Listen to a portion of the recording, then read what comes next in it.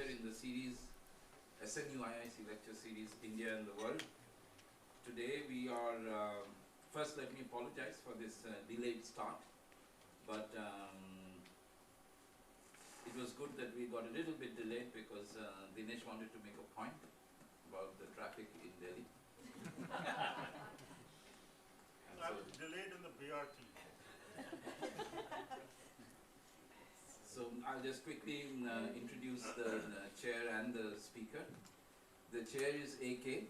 Roy, Anubrata Roy, but more popularly known as Dunu Roy.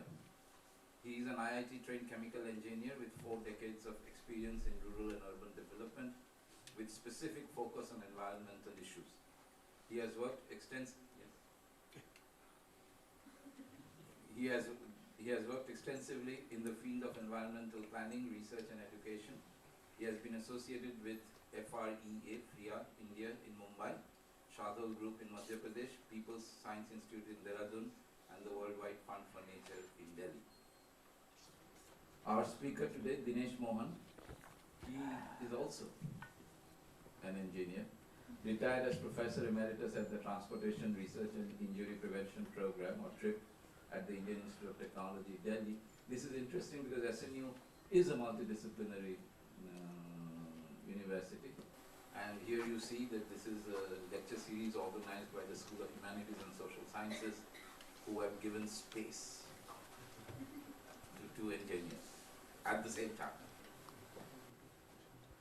Dinesh is also member of the WHO Advisory Panel on Accident Prevention and the Governing Board of the International Research Council on Biomechanics of Injuries. He is a recipient of the Distinguished Alumnus Award from the Indian Institute of Technology, Bombay, and the International Distinguished Career Award from the American Public Health Association. Professor Mohan's research includes transportation research, safety and pollution, human tolerance biomechanics, motor vehicle safety, and road traffic injuries. I will now hand it over to Dunu. Thank you. It's my pleasure to chair over this session. I don't know whether it's Professor Mohan's popularity or the traffic conditions in Delhi which account for this slightly smaller audience, but whichever way, it's a pleasure to be here.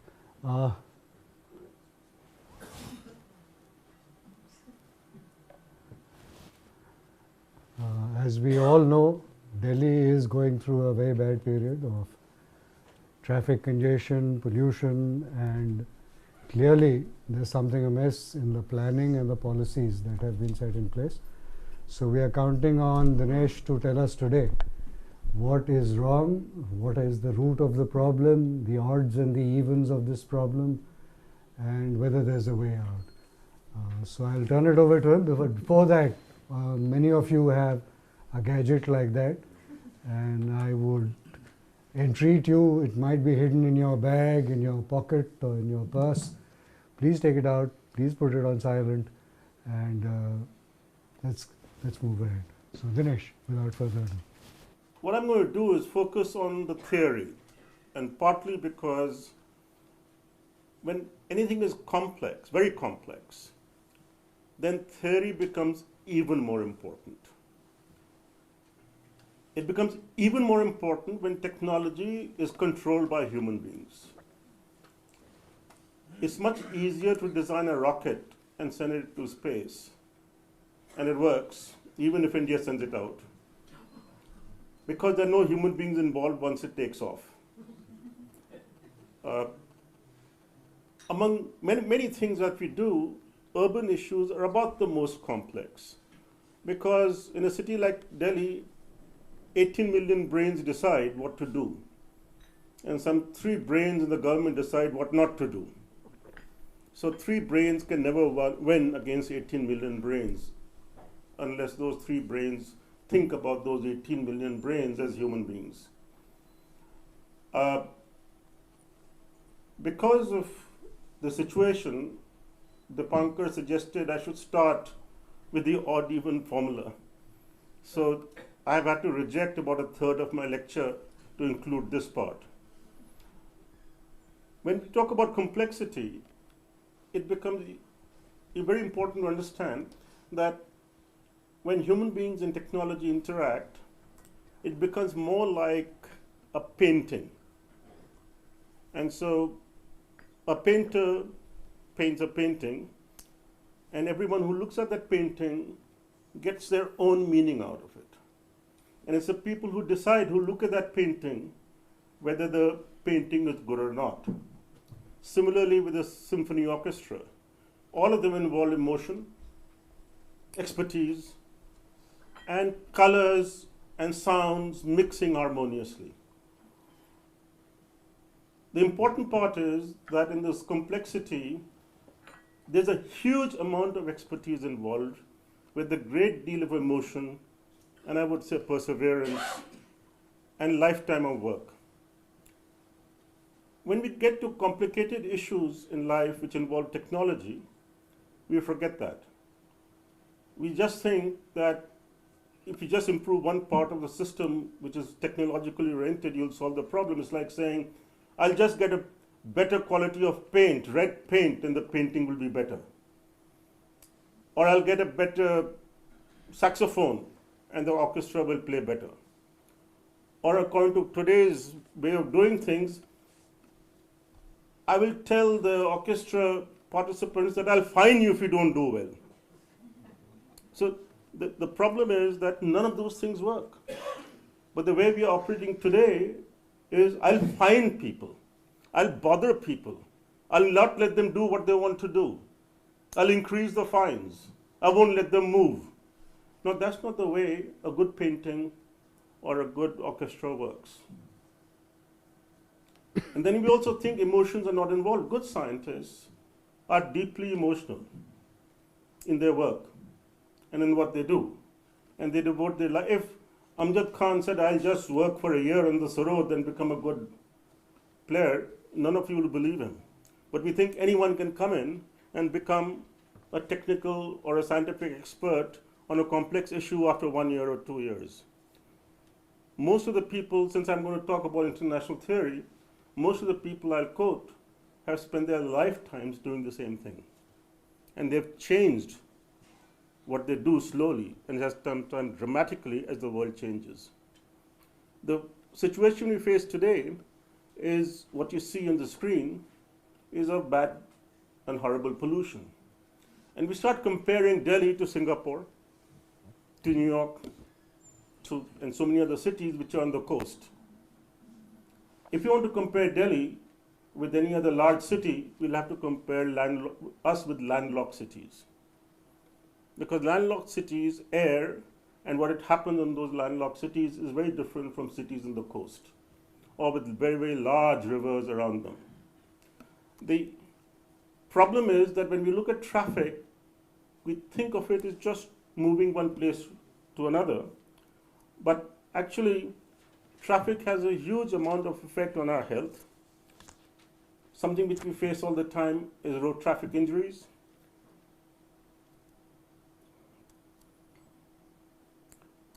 Sorry, this is, what we are talking about today, every day, and the newspapers, as if some newspapers say, our view, what is their view? Do they have 30 experts sitting in the newspaper so they can give a view? And so this is our view is screwing up things. Instead of saying what is the international view or what is what can we do about it? Then we have noise and vibration because of traffic. And this is a very important part of what traffic does in cities.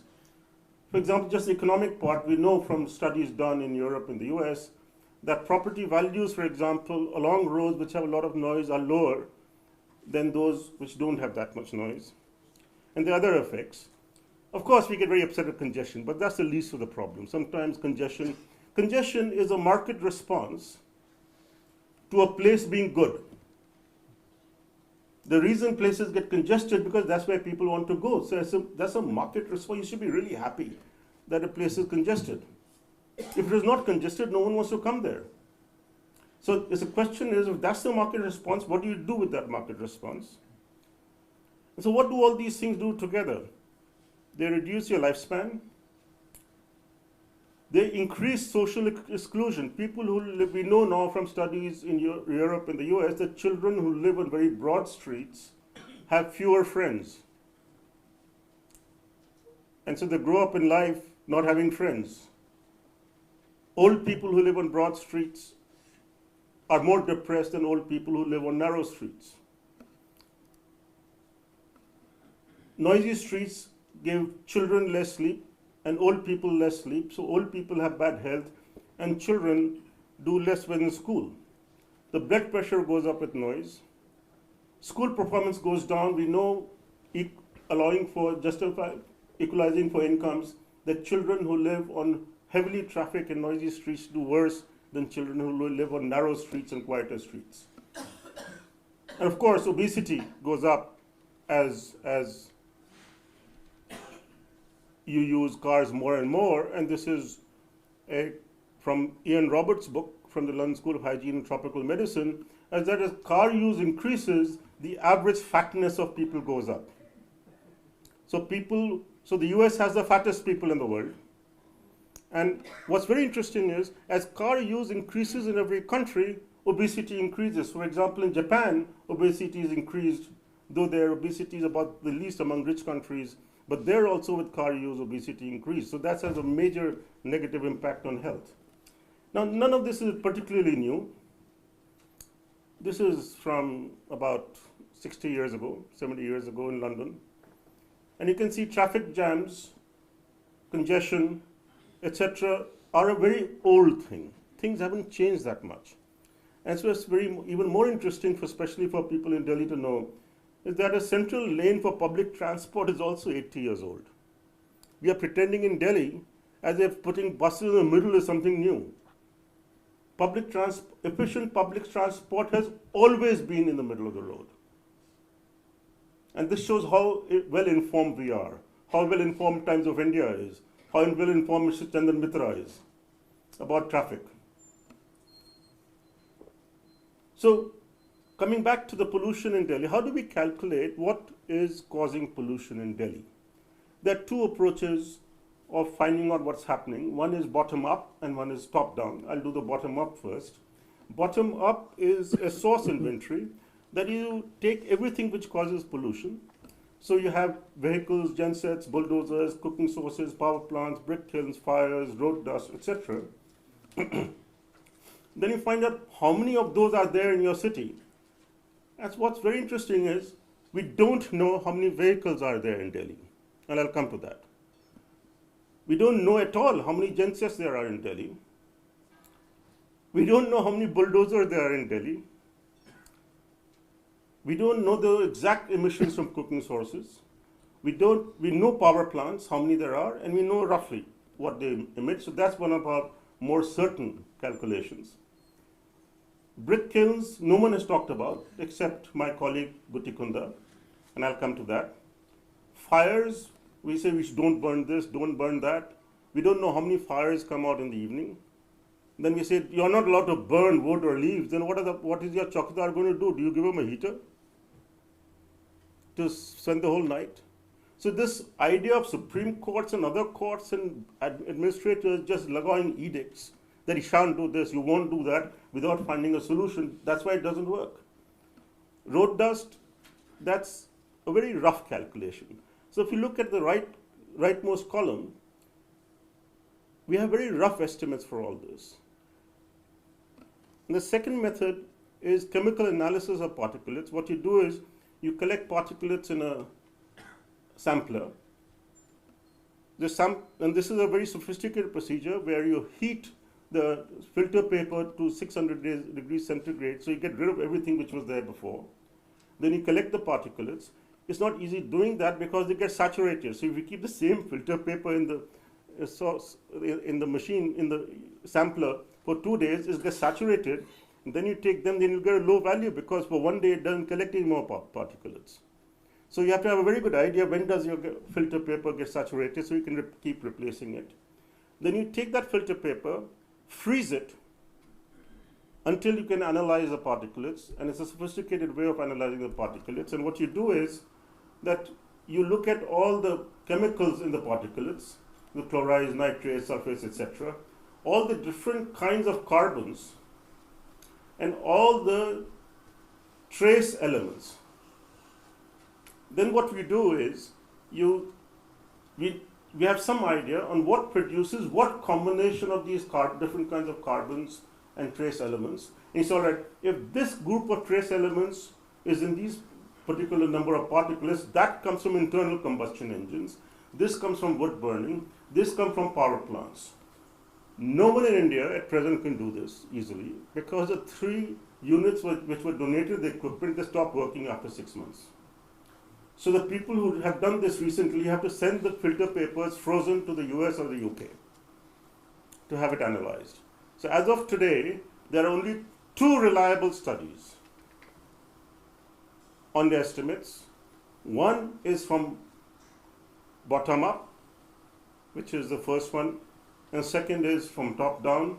One is by, and so how do you find out bottom? You have to know how many vehicles there are. It turns out that no vehicle ever gets removed from the RTO's office records.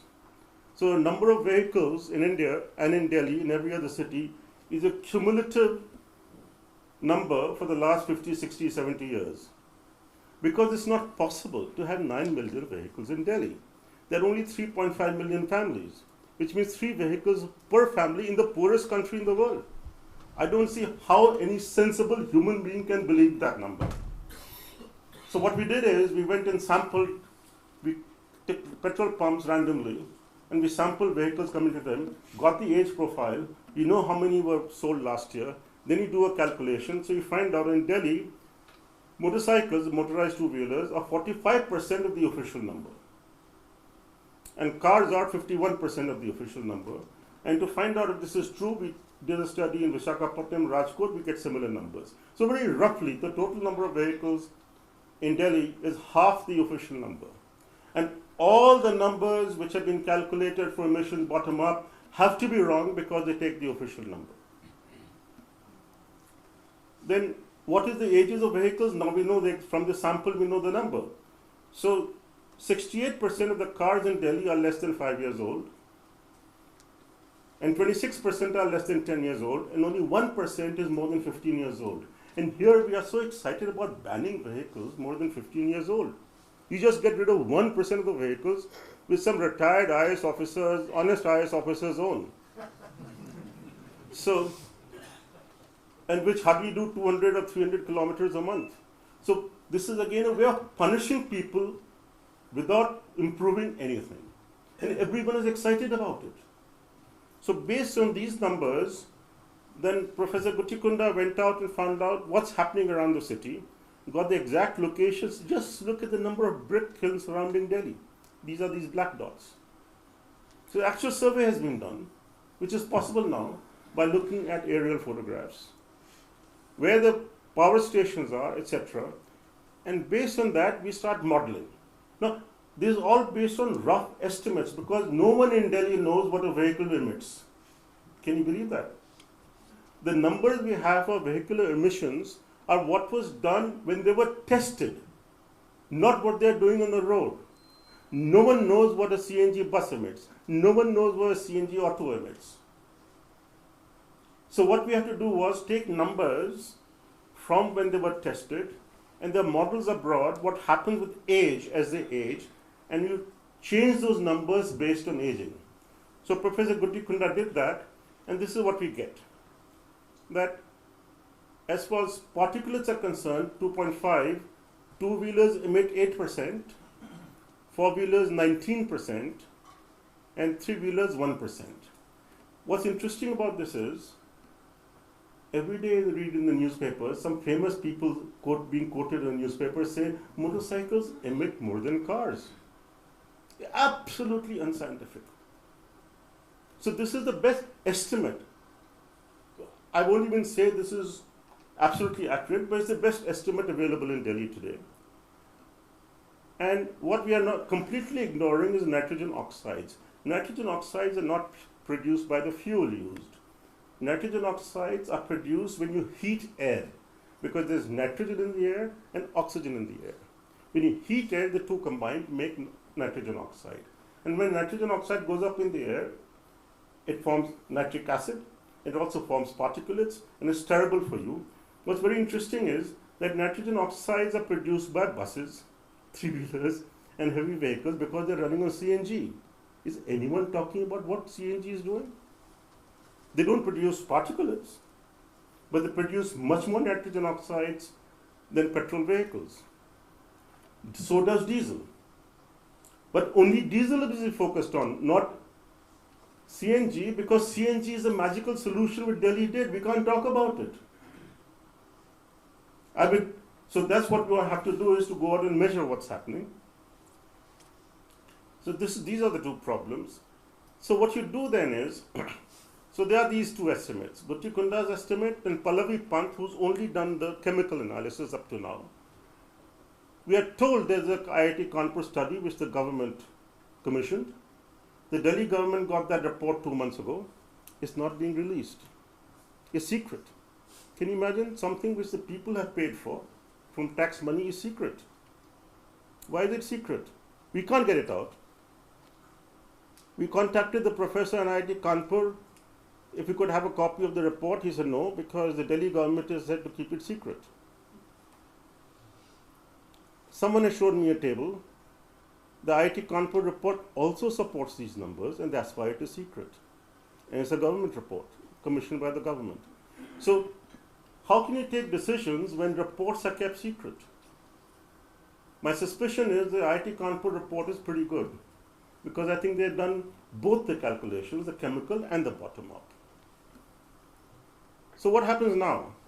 So transport produces 17% according to the bottom up report, and transport produces 18% in the summer and 16% in the winter of particulates. Okay, just remember this number. Just remember it is 20%, say. So if transport produces 20% of particulates, then let's see. These are the ratios of motorcycles produce 9%, four-wheelers 15%, etc. Now if you want to calculate the even-odd policy problem, then traffic contributes 20% of PM 2.5. You multiply that by 15% of vehicles, cars, 15% of cars multiplied by 20%, 15% multiplied by 20%. You multiply that by half, because half the cars will be on the road every day. So you get 1.5%. So that means odd even policy, according to this calculation, should reduce particulate pollution by 1.55%. Suppose these numbers are wrong, and instead of traffic, let's say traffic produces 50%, of which cars produce 30%, I mean doubling everything, half every day, even then you get 7%. So this hoo-ha, so that particulates go down by 7%. And we know from only developing countries try such things. No sensible, rich country has tried this. So Lagos has tried it, Bogota has tried it, and Beijing has tried it. All have failed.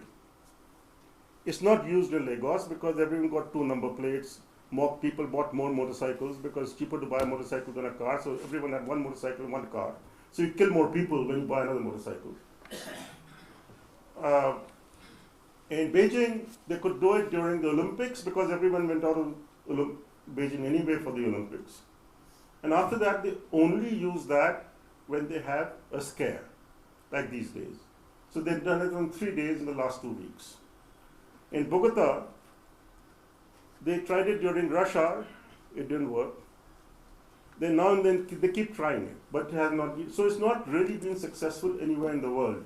So we are pretty brave in being inventive in trying this out. So let's talk about theory again, because theory is very important. This is studies from Europe, and one of the most important ones from Germany. They say that if you want to reduce pollution, and they talk about CO2 here, then the best way is to reduce the amount of road space in the city. The possibility to reduce CO2 emissions from road traffic, urban planners seem limited. A restriction of space dedicated to traffic is the most effective. Because people everywhere in the world have a disease called congestionitis. People are not happy until they congest the road. So no matter what road space you provide, they congest it. So what happens is, because the Texas Transportation Institute in the US does a study every 2 years to measure congestion in 153 American cities. In the last 48 years, they have found that the cities which spent more money on road building have increased congestion. We have that evidence now from the US. So road building does not reduce congestion. And so if the roads are going to get filled, then it's common sense to say that your pollution is directly proportional to the amount of road space. So we build elevated roads, you have double the road space. So you double the pollution. And secondly, if you make me go in no time from my home to across Delhi on the Barapula Expressway, I'd be an idiot to take public transport. Because if you give me easy way to travel in a car, why should I rub shoulders with smelly people? So let's understand then how people travel. Everyone talks about saving time. How do you save time when you travel? If you look at this, let's take a 3 kilometer trip. If you take the metro, which is overground or underground, then we are taking a minimum walking trip, 5 minutes to the station. In most metro stations in the world, which are underground or overground, you spend 3 minutes walking around inside the station before you get to the platform. Let's say you wait 2 minutes, which is minimum, at the platform, spend 2 minutes or 3 minutes in the train, then 3 minutes walking around the station and 5 minutes to your office. So for 3 kilometers trip, you spend about 22, 23 minutes, 25 minutes, which comes to 6 kilometers an hour. So when you go by metro, a short distance, your average speed is 6 kilometers an hour. If you go by bus, which is in a reserve lane, I'm going to take reserve lane because that's the only efficient one, whether you call it a BRT or not. As long as buses have a reserve lane, then you save a little bit of time because you don't spend time walking around inside stations. So for a short distance, a reserve bus lane trip for 3 kilometers is faster than the metro. What the metro talks about, fast transport, is only this pink portion, inside the train, not getting to it. If you're in a car without congestion, and here we've taken 25 kilometers per hour as average speed of the car, then you take half the time as a metro for 3 kilometers when there's no congestion. If you go by bicycle, it takes less time than any public transport. If you walk, it's about the same as as the metro for 3 kilometers. If you do 6 kilometers, I won't go through the details, the same details. At 6 kilometers, the bicycle, the metro, and the bus become the same. You take the same time door to door. The car is still faster. Then people wonder why people drive and take a motorcycle. It's much faster without congestion. At 12 kilometers, the car is still faster. It's only when the trip becomes very long, 15 to 20 kilometers, that the car takes about the same time door to door as the metro. Now, if you want people to take the metro or the bus, let's put in congestion and reduce the speed of the car to 15 kilometers an hour. Then the metro only wins after 10 kilometers.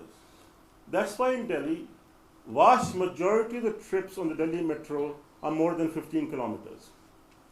Very few people are going short distances on Delhi metro. Very interesting. It's very different from, say, London or Paris or all those cities. And for a very long distance, if you have congestion, then of course public transport is much better. Therefore, if you want people to take public transport for less than 10 kilometers, you must have congestion. Congestion which is reliable. That means every day it should take the same time with an average speed of 15 kilometers an hour door to door. It shouldn't be 1 hour one day and 10 minutes another day. And no one minds that, by the way. That's what they do in a large number of cities in the world. That congestion is reliable. Then people say, you should have hub and spoke system. As soon as you put in a change in public transport, one change, that's at least 5 minutes, then public transport loses. Especially in hot countries. People hate changes because here you're in a bus or a train with a seat. As soon as you change, you're again standing. So in hot countries especially, it's very, very important that people have point-to-point transportation on your system which is very difficult in the metro, is much easier in a bus system. So, should we help people save time? Because it's very difficult, as you saw in the previous graph. Professor Phil Goodwin said this many years ago, recently again, but many years ago, that people do not minimize time spent on trips. People seem to have a time budget, and people have spent the same time going to work for at least a few hundred years. The amount of time they spent on traveling has remained the same, especially to work. And obviously, for many reasons, a lot of us don't like to stay at home. Some people don't like their spouse, some people don't like their children, some people don't, etc. So people just want to get out of the house. And so working at home is only people who are single, divorced, or somehow they love each other, without children.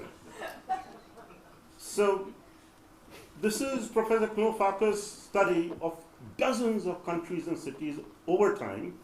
And you look at this, forget the rest. This typical German graph make them very complicated.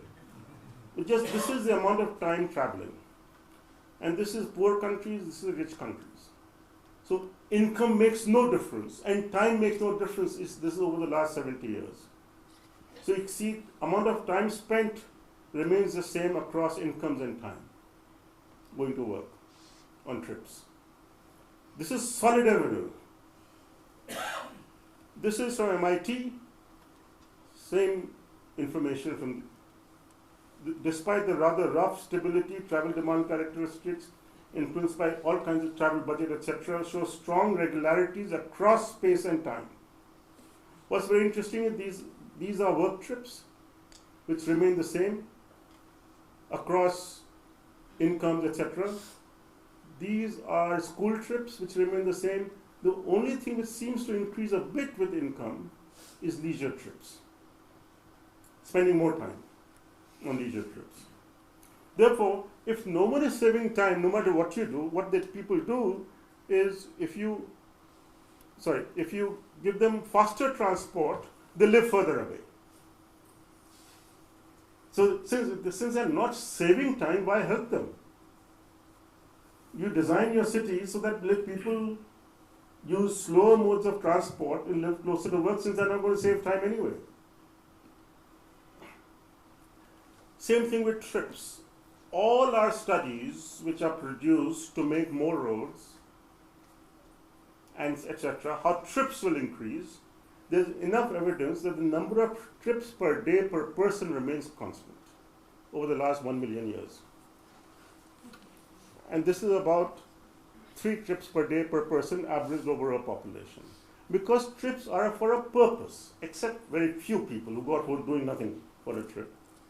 Trips for a purpose, and purposes remain the same in life, across generations, across incomes, across cultures. You have a purpose to go to work, you have a purpose to shop, you have a purpose to go to school. So purposes remain the same. If purposes remain the same, the total number of trips remain the same. What changes is that as more people get into cars, less people walk. But if you add this and this remains the same. So when travel surveys are done in India, this part gets relatively uncounted. For example, if you are a lower middle class family living in a colony in Delhi and you run out of dahi, you go to your neighbor and borrow dahi. That's not counted as a trip. When you become rich, you don't know your neighbor. There's no shop in Vasant Vihar, so you have to get into a car to go and get dahi. So that's counted as a trip. But the total number of trips remain the same. Which one is better for the society? And pollution. And so, again, these are the issues. That's why it's very, very important to have mixed neighborhoods where you can buy things in your own building or next door of daily good needs. And this has happened in Indian cities illegally. And the only reason Indian cities are livable because of corruption, dishonesty, and illegality. If there was no if the Delhi master plan was followed, Delhi would be a horrible city. The reason we are able to live in Delhi is because we have shops and conveniences illegally where we live. And the richer you are, the less you allow it and make your life more difficult. So you have to have a driver to go and buy an egg for you, and so on. So there is generally what we understand from international theory is that there's no growth in mobility in a system. There's only a shift from one mode to another. And each trip with a car is replacing a trip of another kind, whether it's walking, cycling, or public transport. So how do you control this? And this is what we're talking of today. How do you reduce car trips? And I'll come back to this in different ways. This is one of our great thinkers from Europe, Herman Kloplacher. He says as long as a car is parked in your home and in your office, public transport will always lose. The only way to get people to use public transport is, number one, there should be no parking at work or terribly expensive. So all government offices, for example, should charge people who park on government property. They should charge them 1,000 rupees a month for parking their car in whatever bhavan they work in. And then we'll see how it works out. So controlling parking is the major instrument for changing travel patterns. Nothing else. So Herman goes to the extent of saying that if you, even at home, if you don't have parking at home and you put a parking lot near the bus stand, then there's a real choice whether you'll use a bus or your car, because the walking remains the same. And when you walk to take public transport, or you walk to work or bicycle to work, then you come to know other people. And because you know everyone in your neighborhood, you know everyone around, so crime reduces. There are very few strangers then who are not known to people. Now, how did we come about with the situation we are in? Because we are still following about 50-year-old ideas from the West. The 50-year-old ideas on how cities should be came about 100 years ago. And there's Abner Howard, the famous Abner Howard, with the garden city concept. This is 1902. What's very interesting is these are his concentrations where people live. And these are connected by rail because there was no car at that time. So his garden city concept depended on people getting from one living place to another or office by train. And to get into the garden, the mode was the bicycle. If you look at the bicycle ads of 1910 in the US or Europe, they say what a fantastic thing it is. You can go out into the country on your bicycle from where you live. And it was an upper class attraction. The bicycle was an upper class attraction. When the car, Model T comes, and the car becomes more common in the US, the ads which were there for bicycles get taken up by the car industry. And then the bicycle disappears. So this was called transit-oriented development. That is, you have dense living patterns around the station. And so this was called TOD, 100 years old. In Delhi, the government is pretending this is a new idea, that you densify living around stations. That's called TOD. So the principle is important, that you must have dense living around the station. Just remember that. So which is in the modern era, which is the most successful TOD experiment is Portland, Oregon. That is, you must have enough density around stations. They should be mixed land use. And they should have nice, convenient, safe pedestrian paths and cycling. So Portland, Oregon in the US is given as the best example. They come and give us lectures here also, how well they've done. And then all the experts here copy that. Let's see what Portland, Oregon is. Density of 16 persons per hectare. And that's after densification. Delhi is 100, more than 100. So do we need to densify compared to Portland? Household size is 2.3, household size is 5 here. 12% of the trips are taken, after all the excitement in Portland, 12% of the trips are by public transport, 30% in Delhi. Average passengers per bus in Portland is 10, 40 in Delhi. So this TOD concept, in theory, is absolutely correct to have high density around stations. But we already have it. If you make the density of Delhi higher, except the gated communities, we'll be a really horrible city. We have to reduce density in some places and not increase it.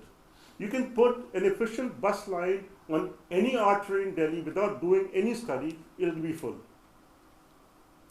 But the consultants, you charge you 5 crores for a study to tell you where to put the bus line or the metro line. It takes 2 minutes to do it, and free. So this is the density. The successful European cities have a density of less than 50. Whether it's, we are taking up the whole city, Greater London, Greater Paris, etc. All Indian cities are above 100. So the TOD concept in Delhi is being used to gentrify areas, to throw poor people out and put up multi-story buildings for rich people who will not use public transport. And this is being done. That's why the metro line is very popular. As soon as the metro line is announced, people who are in the know have already bought the property around the metro line to do TOD. And TOD is not densifying, it's reducing density by making apartments for rich people. And they say it's densifying because they're going to be 6-story, or 12-story, or 20-story. So this is obviously not that much of a concern here. What are the other evidence from around the world? I'm going to talk mostly about theory that we have. And after you have the theory, you do the solutions. Because that will take us some time. I don't think we can have a solution in 2 days, 5 days, 7 days. So this is from UK, Ian Roberts, that for people to use public transport, walk or cycle, it's only possible if we make our towns and cities safe and pleasant environments.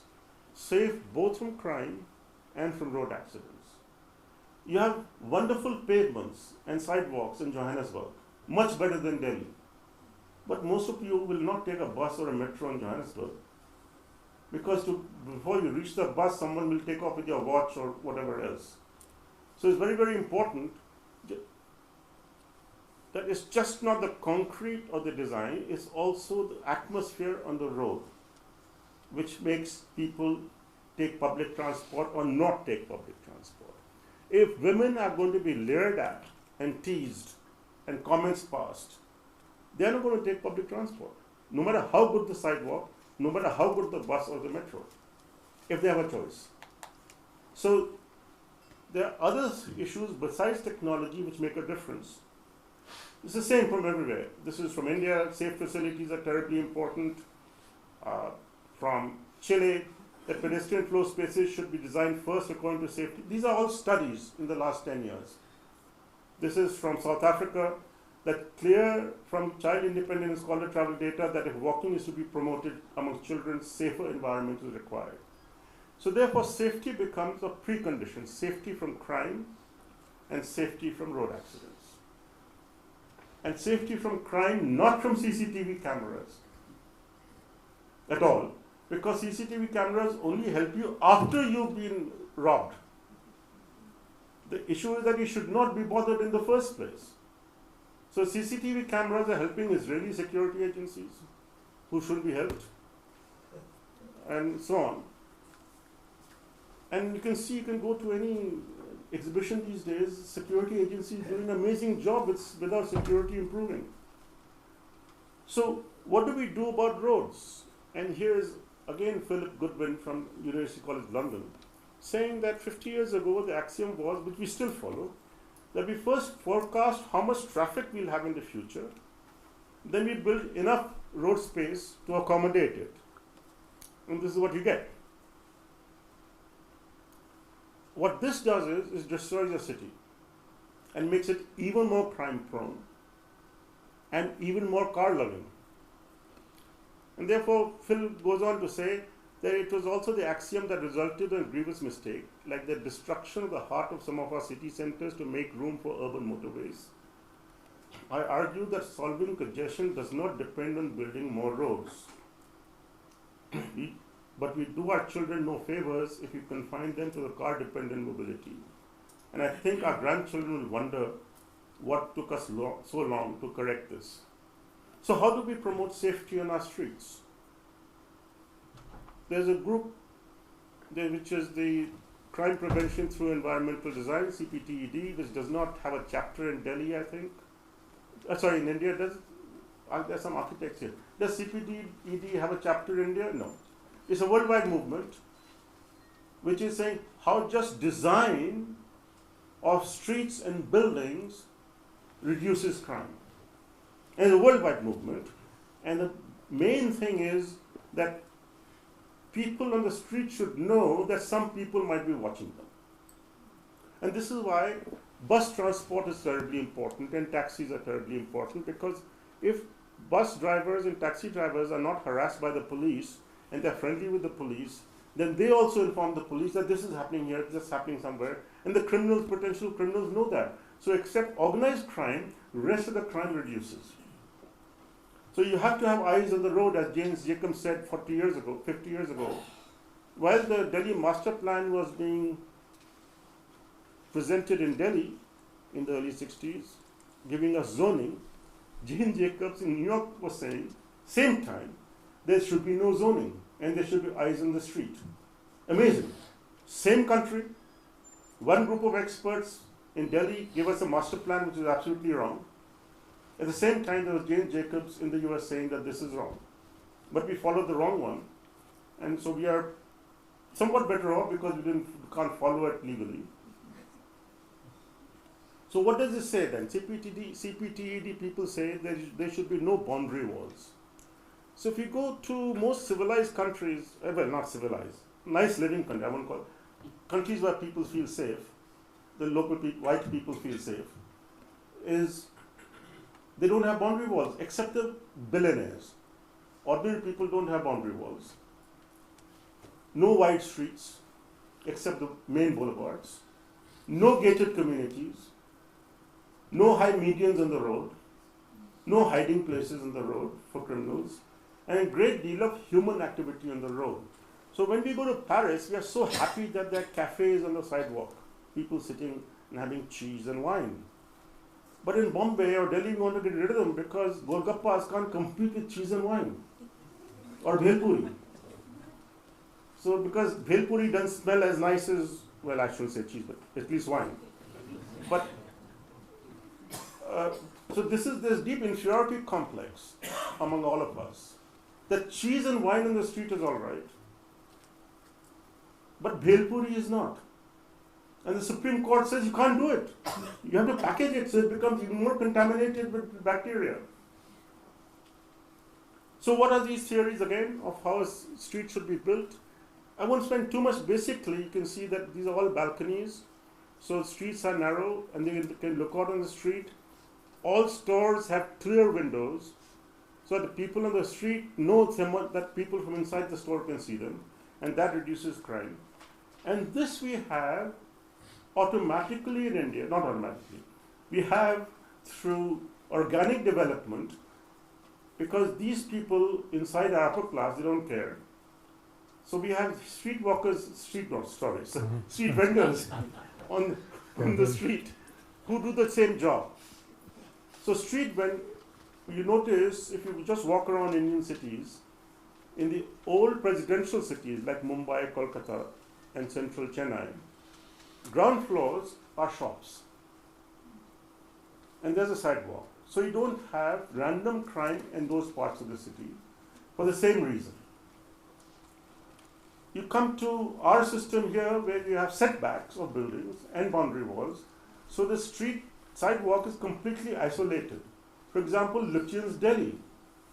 If you walk in Lutyens, there's nothing beautiful. All you see is barbed wire and walls. You can't see any architecture in Lutyens, Delhi. You go to Chandigarh, same thing. You're absolutely alone in front of a boundary wall and a barbed wire. So you can't feel safe next to a boundary wall and barbed wire because there's no one else there. You don't allow people to sell things there. So this activity is terribly important. What's the other theory coming up recently? that wide boulevards inside a city increased road accidents. This is Eric Dumbock from the University of Florida, who's been doing this work for a long time. And more interestingly, every time a Walmart or a big store like that is established, number of accidents increase because the kind of traffic generates. It's much better to have small shops for safety than large stores. Secondly, if you don't get killed going to the shop, they'll kill you with the stuff they sell you. So, with all the chemicals and so on. So, what are the international lessons? To summarize, we don't need higher densities. People have a constant time budget, so if you give them faster mode of travel, they'll travel more. So it's best to optimize and say that all inside cities, we'll keep door-to-door average speeds at 15-20 kilometers an hour. So metro keeps that or a bus keeps that because you have to walk to it. So for cars, you must have traffic lights, smooth flow between traffic lights, so the average speed remains around 20-25 kilometers an hour. And there's a very, very important reason for that, because number of deaths by road accident in the city is very sensitive to average speeds. We have very concrete data now that for each 1% increase of average speed, traffic speed in a city, deaths go up by 3%. So in Delhi, deaths have decreased because the average speeds have reduced. There is no safety feature going on. And for this reason, the evidence is so strong that last year New York City reduced its speed limit from 50 kilometers an hour to 40 kilometers an hour. Whereas Times of India is arguing that if we have good cars, why are speed limit only 50, which is not followed? So we are going backwards in trying to understand what to do with speeds. The average speed of a car should not be higher than 25 kilometers an hour inside the city, but it should be 25 kilometers an hour every day, 24 hours a day. And people don't mind that. Total number of trips remains the same. So as soon as you know that more cars are being used, that means walking and cycling is reducing. Secondly, public transport is not necessarily the answer. Because in a city like Delhi, where about 25% of people earn less than 15,000 rupees a month, they should not be spending any money on transport. Because if they do, they spend 1,000 or 1,500 rupees a month on the bus or the metro. That goes out of their children's food and books. So up to 20,000 rupees a month, we should let them live all over the city by a correct policy of real estate. Because the manual workers and the less educated workers do jobs which are spread out over the city. So if you let them live all over the city, they find work, they settle in patterns, so they're close to work. And that's why you see in Mumbai, people sleep on the sidewalk, because they may live close to work. And so the proportion of trips in Mumbai is 49% is walking. Only 18% is by the rail. Because people are voting with their feet in a sense, or with where they sleep at night. They want to live close to work because they don't want to spend any money on transport. If you push them into public transport, you harm their children, increase emissions, etc., etc. And people will not use, what is the lesson we've learned? People will not use public transport as long as they're parking where you're going. And the average speed of car is more than 20 kilometers an hour. With the average, the evidence we have from Europe, that people willing, except the Greens, everyone else, normal people, shift to public transport, number one, when there's no parking at work, and number two, when they judge that the average speed of car is less than 17, 18 kilometers an hour. And during rush hour, in all the major capitals of the world, the average speed of cars during rush hour is 15, 16, 17 kilometers an hour. And that's why Central City attracts so much of public transport. And lastly, mixed-use neighborhoods. We already have mixed-use neighborhoods legally or illegally. I think that has to be, by mixed-use neighborhoods is not what we talk about in the gated communities where you have a golf course, a school, and a club. And they call that mixed use. That's not mixed use. Mixed use is when ground floors of buildings on major roads have shops or offices on the ground floor, restaurants. My friend in Tokyo, who just retired as a professor, he runs a cafe in his living room and kitchen and dining room from 11 to 6 at home. After getting he had to get 16 permissions, including permission of his neighbors. He's not allowed parking outside the house, but it's fantastic because people from the neighborhood come to have coffee and snacks there. And he has something to do after retiring. So instead of driving to a cafe. So if all that is true, why aren't we able to do it? And therefore it's important to understand what our cities look like. Originally this was the Indian city, which would today be Chandni Chowk.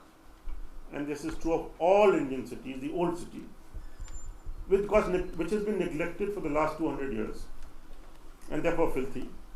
And they have a problem that Muslims live there very often. And so no one wants to live there.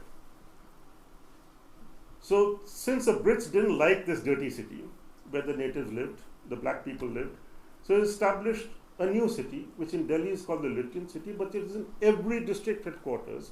It's called the Civil Lines. So every major city of India, you have an old city neglected, a civil lines. After independence, normal people no one wanted to live there anyway, in the old city. So new rich people could not live here in the new city, the civil lines or Lutyens, Delhi, because you have to know some ICS officer to get land there. So all new living has gone around these two cities. So we have 3 cities in every district headquarters in the country. And so this is very different from European cities, where this part of the city, the old city, remains very important up to today. And because the old city, because it's beautiful, they could make beautiful cities because they rob the rest of the world. We can't rob anyone except our own people.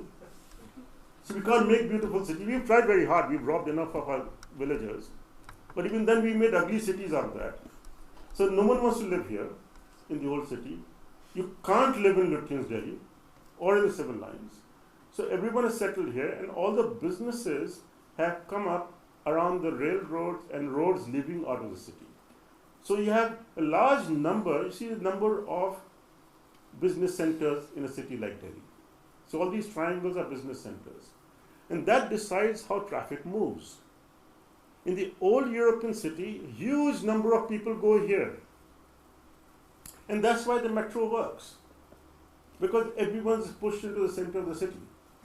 Here, what will they do if they go to Chandni Chowk? Or what will they do even if they go to Connaught Place? Because you don't allow any offices anywhere in the city. Because we don't allow offices in the city, South Delhi, all the offices are going to Gurgaon, Noida, and Greater Noida, and Ghaziabad. So Delhi has lost its tax-paying people by stupid policies and removed professional jobs from the city. According to a recent World Bank book edited by Ed Glazer, 3 of the chapters say that in Delhi, Delhi has 10% of jobs, less than 10% of jobs are formal jobs. A city cannot be an innovative city in science and technology and art and culture if they has no jobs. First, we throw out all the industry instead of cleaning them. So we throw out all the jobs of Delhi. And it was the largest migration of poor people out of Delhi after the in-migration at partition. More than 70,000 families lost their jobs in Delhi because of Mr. Mehta when the factories were moved out. When we had a hearing, public hearing, at least 30 women came and told us publicly that they had to go into prostitution because otherwise they would have had to pull their children out of school because the industries were being moved out of Delhi. And all of us are very happy that that happened. So we keep ordering things to happen. So let's see why that city structure is very important. Again, people are talking about doing congestion charge in Delhi. Let's look at, there are only 2 cities in the world which have done a congestion charge up to now, Stockholm and London. Both have similar structures. Third is Singapore. But Singapore is an island, no one can go in and go out. So you can do what you feel like there. If I do anything funny here, Haryana will say, I'll take you. So large cities with surrounding different bureaucracies with different rules can't make the same rules as Singapore does. And so this is the area where the congestion charge is imposed in London. And this is Greater London. Politically, my friends in London tell me you can't increase it because when they did this congestion charge in Delhi, only 10% of the motorists were affected. So 90% were very happy they are paying congestion charge. They say if I expand that, I'll lose the election, then more motorists get affected. So politically, they can't increase the size of the congestion charge area. And so this is a congestion charge. Just remember this figure. There's central London, which is beautiful. This is all that's there in central London. We don't have anything like this anywhere in the city. So even though there's a congestion charge in central London, because of all these things in central London, from Oxford Street to Soho to Museum, etc., people will not move out. Okay? This is Delhi at the same scale as the last map. If I take the same area of congestion charge in Delhi, this is what you get.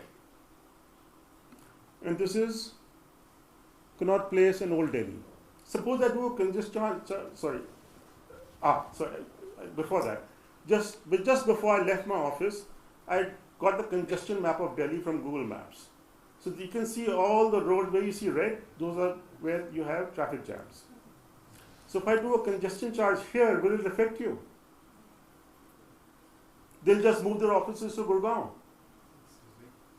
And what's even more interesting is that everyone in Delhi is very upset about congestion on the BRT. BRT is here. Here. Can you see it? Is this more congested or this more congested? There are 30 places in Delhi which are more congested than the BRT. But an Aam Aadmi Party wants to get rid of it because it's congested. That's the logic. They don't even look at a map which is on their cell phone, where the congestion is. All of you can look at this anytime, right now. So there are 30, 40 places in Delhi which are more congested than this part of which is the BRT, this small section. So if I now do a congestion charge here, none of this gets affected. Where do I put this congestion charge?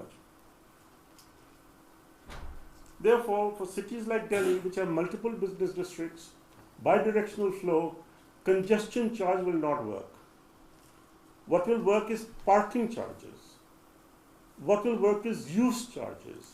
What you can do at source, making registration of large vehicles expensive every year. You charge people with a large vehicle 10,000 rupees every year for owning that vehicle. That's at source.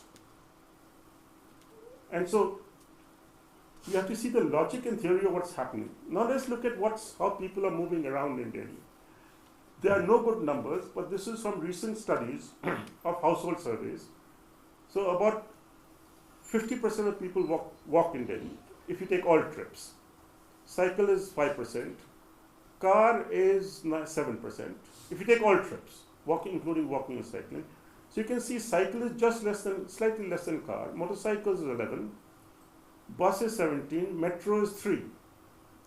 If you take auto rickshaws, which is 2 plus 2, 4, auto rickshaws carry more trips than the Delhi metro in Delhi, and we hate them.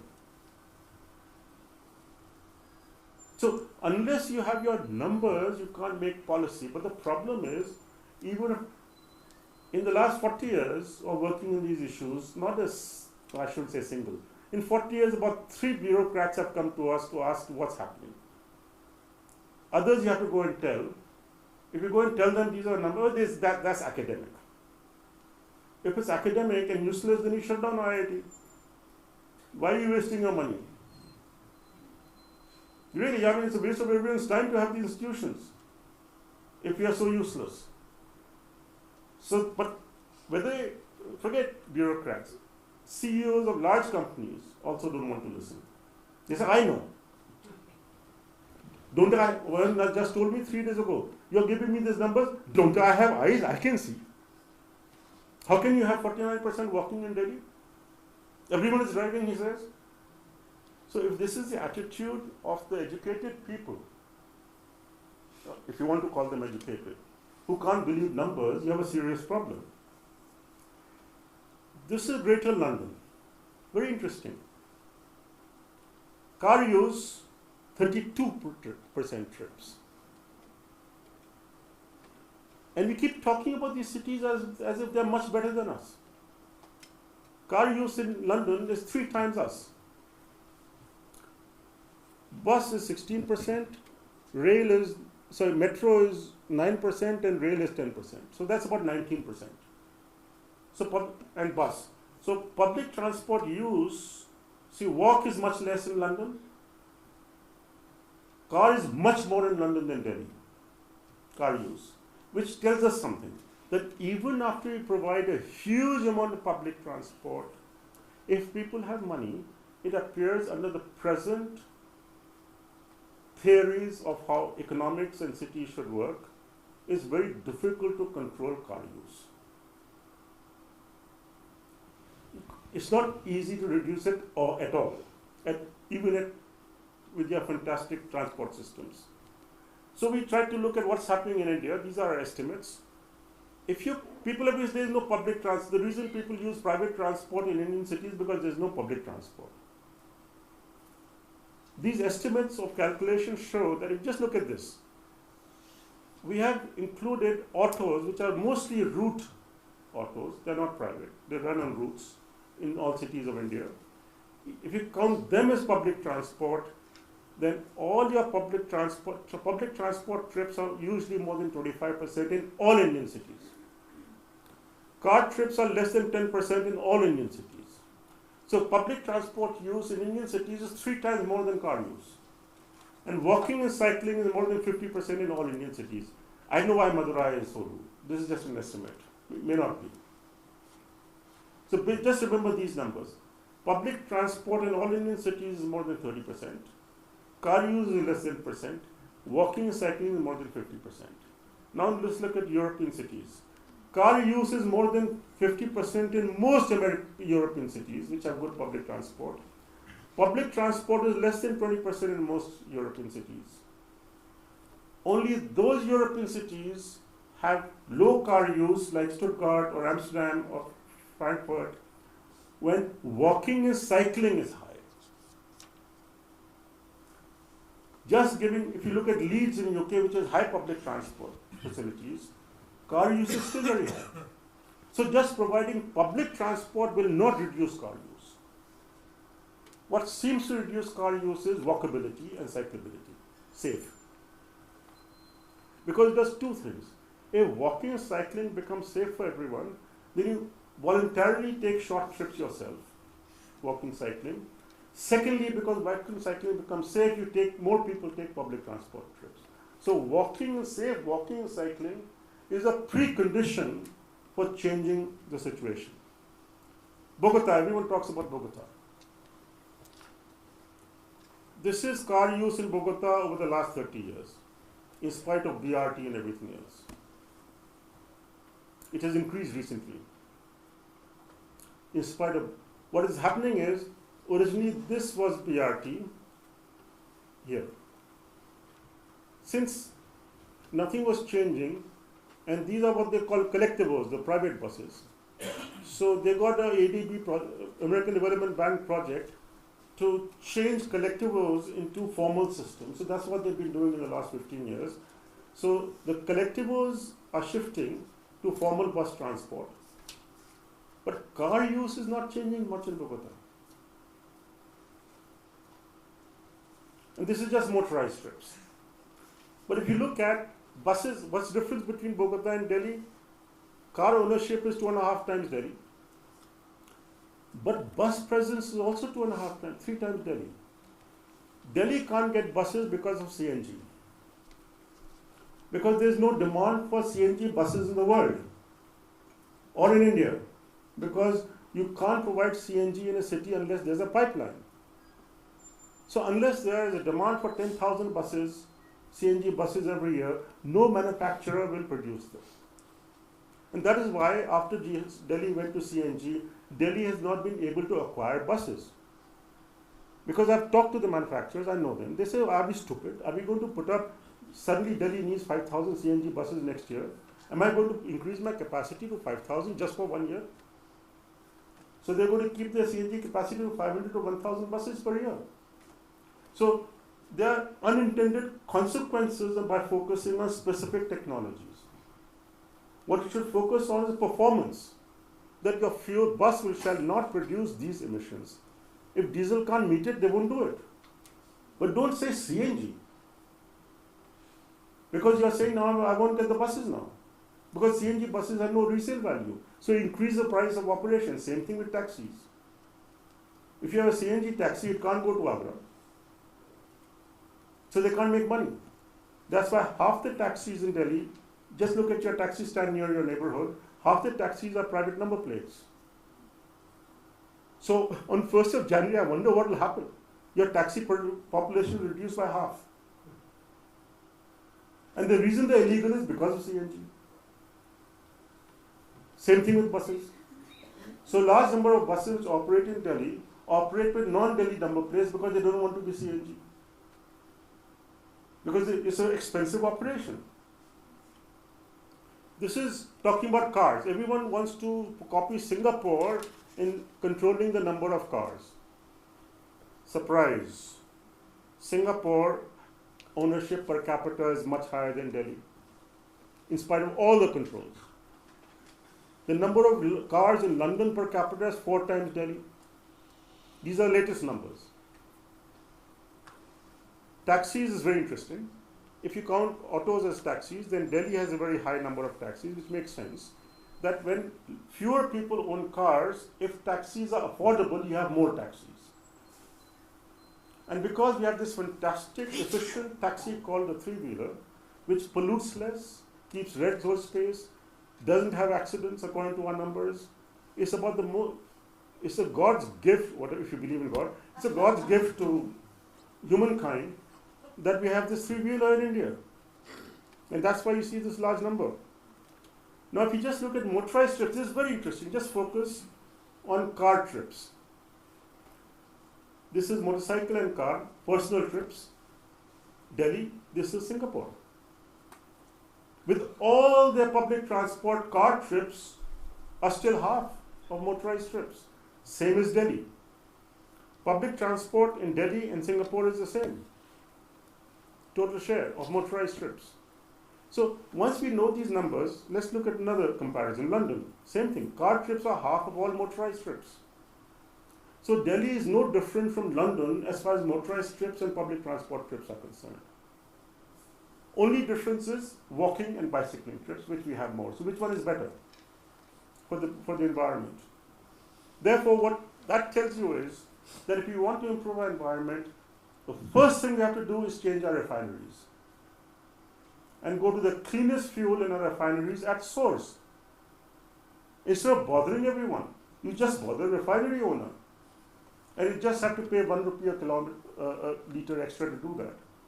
Because they say it will cost only 60,000 crores to do it. And 60,000 crores will benefit the whole country, not just the Supreme Court's justice's son who's wearing a mask. It's amazing. They say trucks shall not enter Delhi if the goods are not intended for Delhi. Suppose Jaipur did that, Aurangabad, then no truck would reach Delhi. If every city said that you can't go through my city if you don't have goods for my city, then forget it.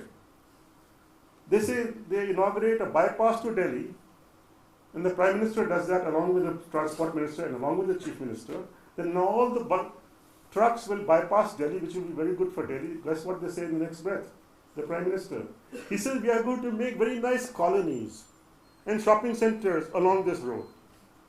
So you're going to send trucks on a road bypass where you're going to make people live. So all you're saying is Delhi people matter, rest don't matter. Now, if this is the kind of democracy we have, it's no wonder that everyone hates us. So what do you do when you put transport above ground and below ground? Both get filled. So this is from Bangkok, it's still jam-packed below. Same thing you see in Delhi. The roads are, we were told that after the metro comes, there will be no congestion. Has congestion increased or decreased? See, these are the lies which people keep telling. We have known this for 20 years, 30 years.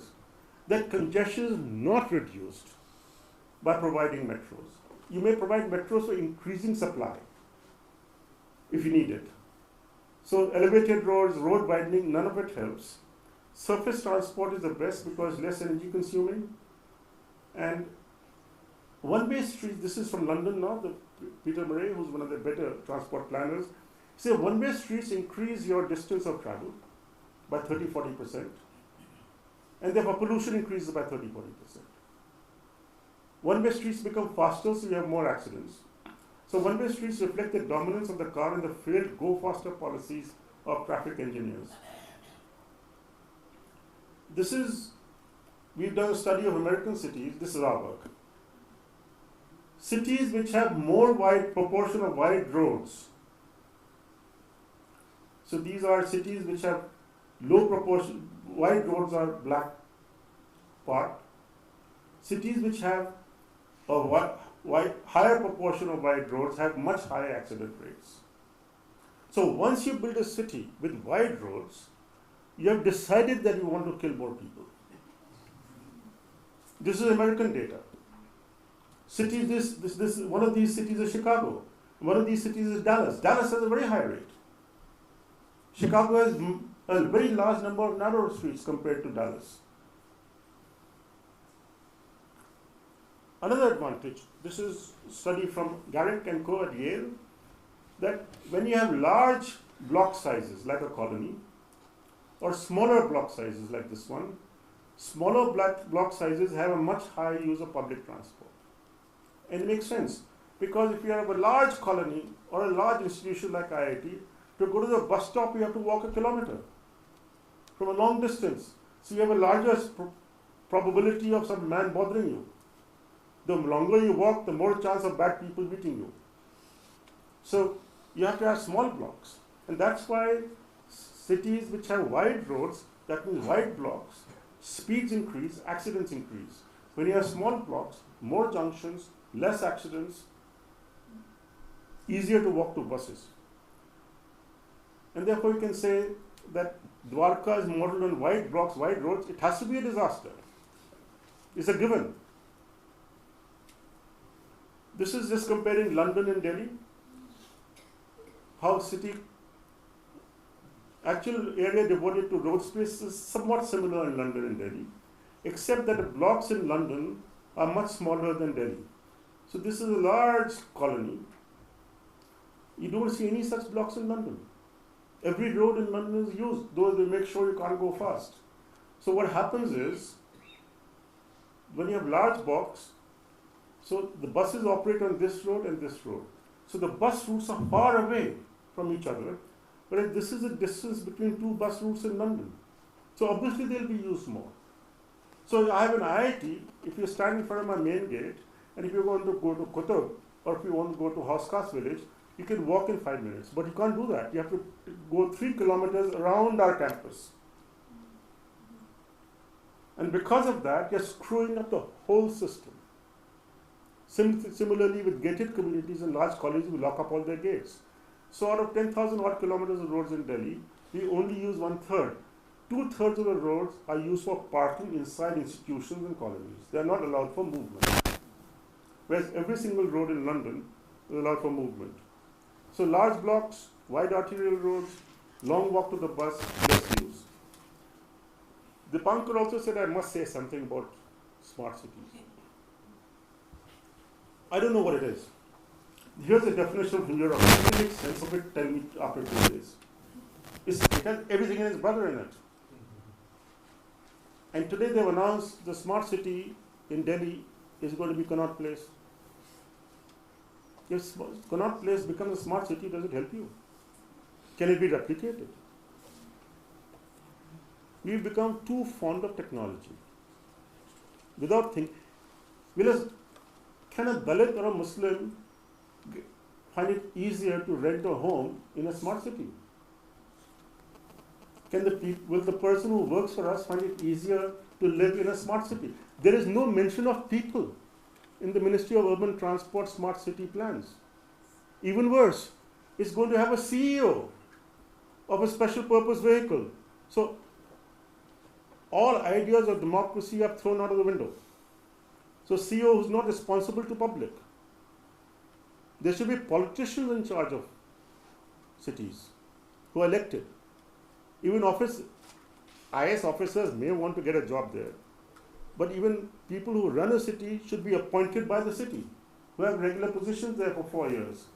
We have worked in Delhi on transport for 30 years, and we've gone through about 28 transport commissioners. And neither of those transport commissioners knew what the other fellow did. And why?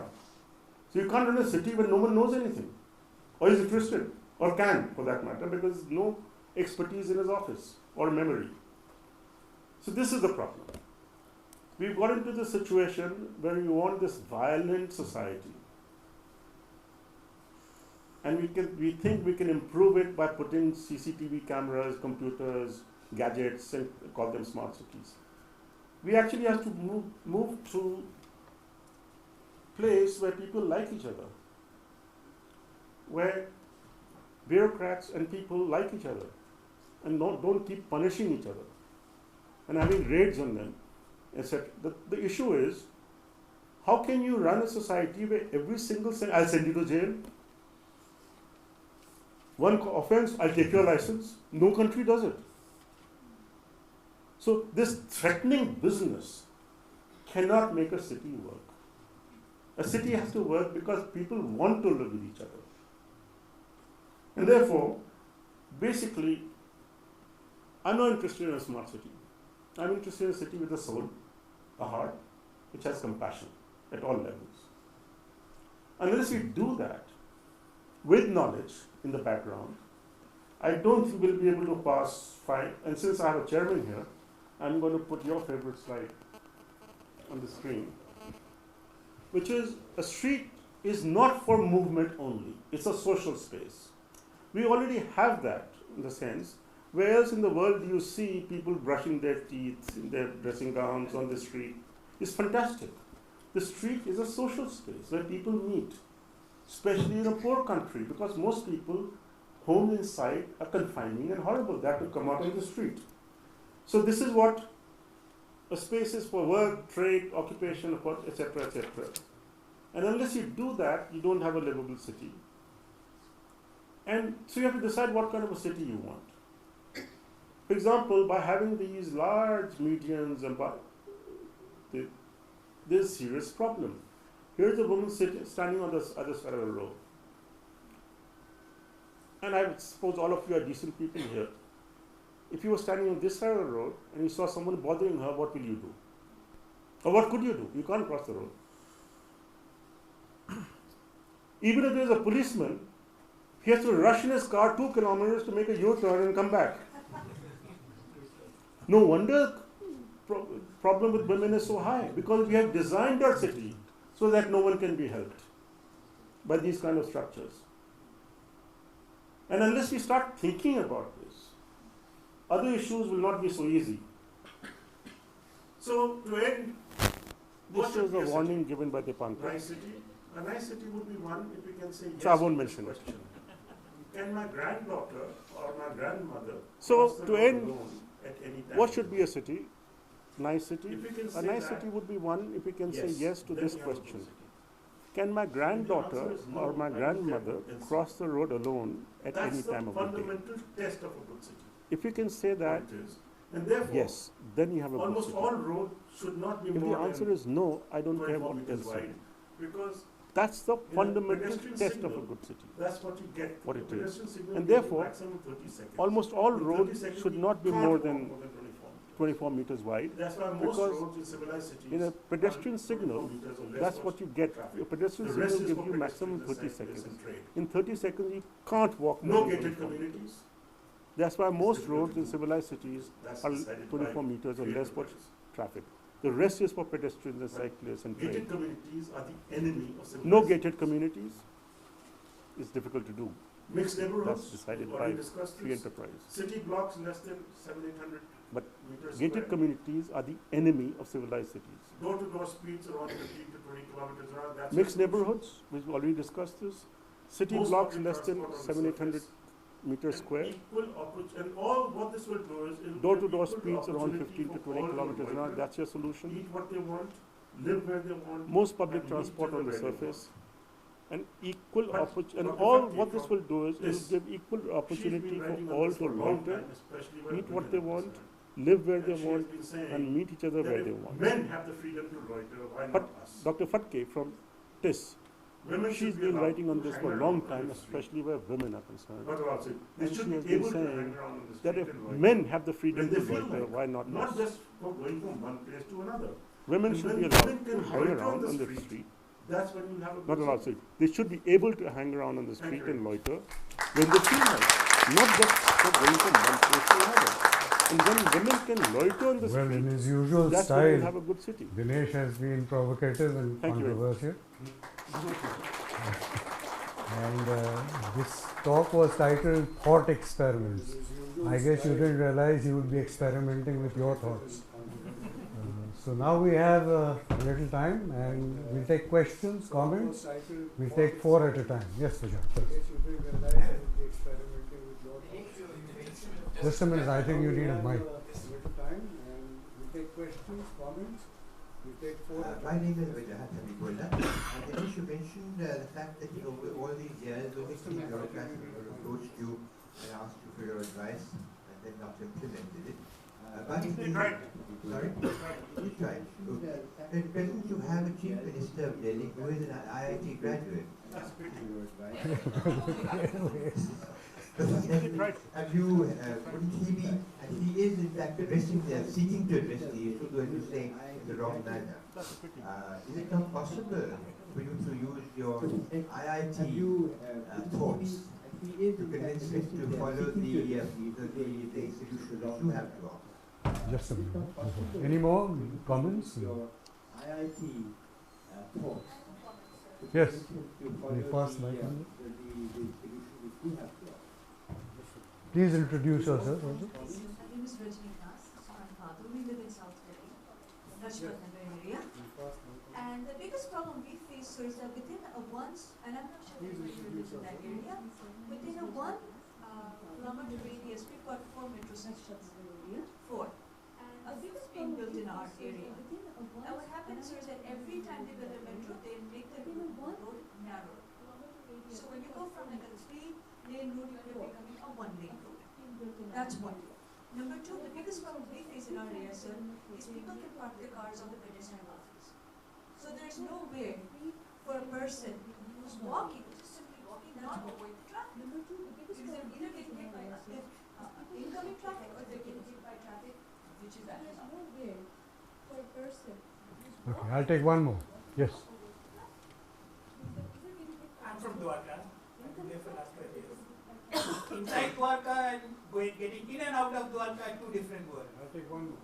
Yes. And inside Dwarka,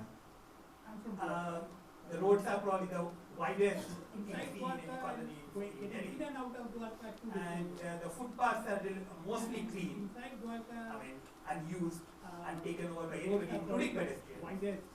Distances are, like you said, more than a kilometer of block and a kilometer square, which means most people would drive to the markets. The markets have congestion and no passing. But more interesting, what you said about the big kilometer of block and a kilometer. Dwarka would not survive had it not been for the Laldoras around, which provide the enormous amount of manpower that keeps Dwarka alive, providing provision as well as service.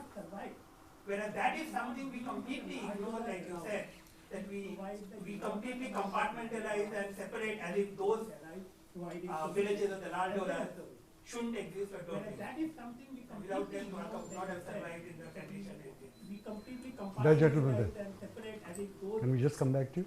villages of the Laldoras shouldn't exist or don't exist. I recently came back to India after 20 years abroad. 20 years ago, living in Delhi, I used to bicycle everywhere in the midsummer. It would take me about 12 minutes to go from Ames to Khan Market. It was a very safe trip, and I used to be able to cycle to the old Delhi that Professor Mohan talked about and all around the city. I've come back 20 years later, and doing so would be a strong risk to my life. And my question is, what are the design decisions that have been taken in order to make my life so much worse? Okay, Dinesh. I think you raised a very important issue, but it was experienced that some of the IAS officers were IIT graduates. Were they really good at it? Now there's a problem because just like IAS people, IIT people also think they're very right. IAS plus IIT is a huge disaster. There's a problem because It's a breed apart. it's an interesting part, a huge disaster, that his assistants come to us. No. And one of his main advisors is his classmate from IIT. But the interesting part is And now gone private. that his That's why he's assistants with come them to now. us. And one of But the he main may not be able to advisors hear. is his classmate They don't want to from listen. IIT Kharagpur. And I'll just give you one example. They have ordered that to make the odd even policy successful, But they are not willing to hear. they will They don't want to listen. make And I'll just bus give you one lanes example. on They have all major ordered roads that of to Delhi. make So I the know that odd they'll be even able to do policy it successful. Before the 1st of January, they are They will planning to paint a bus make lane on bu- all major bus roads lanes of Delhi on the left side. On all major roads of Delhi. So the bus. So I don't know people whether came they'll and be able told to do them it. that, Before the 1st of January, they are planning to paint a bus lane on all major PWD roads So of then Delhi you on the can left suppose side. there is you paint a bicycle lane also. So the bus people came and told them So that those people turned up. how can you do this because there are thelas and bicycles and If you so on paint a there. bus, Supreme So then he Court pays already ordered the the easy engineers mean, to you put paint the a buses bicycle into lane the also. left lane. Because Now- bus drivers are nice So those people people turned don't up, drive on so the we said left you can't lane. do that They because only way of driving the left lane. if you paint a bus, If you want to get Supreme vertical, Court you already still ordered order 11 years buses ago with that speed. buses should be in the left We lane. don't want to tell them Because like it bus happened in drivers are London. nice If there's people, a they bicycle don't for drive on the people, left it's lane the because bicycle. the only way of driving on the left Which is lane, not feasible. if you want to go at 30 kilometers, is to So, kill all the bicyclists and When we told pedestrians. them this, they came back. If you the don't day want to later, kill this them, was like it last happens in London, you go, if there's a bicycle in front of you, go at the speed of the bicycle, which is not feasible. There's no. So Why when we have they told them banned this, the they came report back a which they day got later, from this is just IIT last week. They said, They sir, came वो from तो IIT order हो reference. गया, करना पड़ेगा. He's never contacted us. So there's no, His minister. why have they his banned minister the 2 weeks report which ago they've for got from something IIT else for Kanpur? safety. We got 6 calls. If being from before he IIT came, made a whether difference. We'll bring up the He's never contacted us. His Whether- minister, so we he invited only his wanted to minister come, 2 he weeks could ago not for bring up something anything. else for safety. Whether We it got was- 6 calls before he came whether Does that answer we'll your- bring up BRT. In the sense that there Whether is- we, I so don't he think it's only his- wanted to his come if fault. he will not bring up I think anything. there's a problem which Otherwise is you won't come. increased, especially now, the So society does that is answer your- information proof. In the sense that there And is, the I public don't think it's sector his does not have fault. expertise. I think there's a problem which has increased, country which especially does well. now, the Even society Iran is has much more information people proof. who are experts in their field And the inside public sector government does than not have expertise. India has the Yeah. least amount of expertise. Any country I which think, does in the well, world inside the government. even Iran has much more people So who there's no are memory. No one knows experts why in their something field was done inside the 3 years government than India. and why it didn't work. India has the least amount of expertise, I think, in the world Goes inside the across. I government. just spent one extra, it's not only So the there's no government memory. to set up No a one center. knows I why think something at was least done 30 3 years ago CEOs in the and why country. it didn't work. If they could donate money to And IIT. It, So then why do you want goes to across. start I'll telling just what spend you're one gonna do? extra. It's not only the Then they start government. after To they set listen up for our 2 center, minutes, I went to at something. least No, 30 no, that's largest not so CEOs in the important. country. Why do you do If they this? could donate money to IIT. So then other So fellow why do you says, want to "No, start, people start don't telling them stop what at they're going to traffic do? lights. What So do you they do start about after that? they listen for We 2 used to minutes know or 3 professor. minutes. Then say, no, that's not so research. important. So Why do you do this? The question is, if no one. So then another fellow says, people don't stop at traffic has lights. any respect. What are you going to do about that? So I said, I'm not a policeman, I'm a professor. We do are research. going through a phase So why do you do that? So the question is, if no one, either in the public sector and that or the can private only be sector, has changed any politically. respect, It cannot be changed for by studies. establishing more IITs. we are We keep going on through a phase establishing which is more very IITs and difficult. SNUs, But unless there are Uh, jobs in and the I- public And that sector can for our only be research changed products, politically. it It won't cannot work. be changed by establishing more For IITs. example, You can keep on say the establishing US more is the IITs most and SNUs, established in the US, but unless there are jobs Bureau in the standards public have a few sector thousand for our PhDs research products, who they it won't employ. work. In the wi- in For example, Protection Agency, a few hundred. Say in the US, let's Zero. take the most capitalist In the country, Bureau in the standards US. here. The Hardly Bureau of anyone is Standards have a few who's thousand in the control PhDs board. in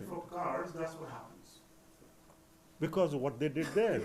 I guess you didn't know We that. did the same thing, worse than them 70% here. of children walk to school. So the issue is, that when you design your city for cars, that's what happens. British cities. Today it's come down to 15-20%. Can you? I guess you didn't know that number. Is it prosperity? 70% of children walk to school Screwing in up the earth is 1960 not in London. prosperity. And So British cities. point Today it's is, come down to people will 15 do it. 20%. Children hate For all going kinds to- of reasons. I see where I live, there's a school Screwing up the earth is not prosperity. to which kids come in the morning.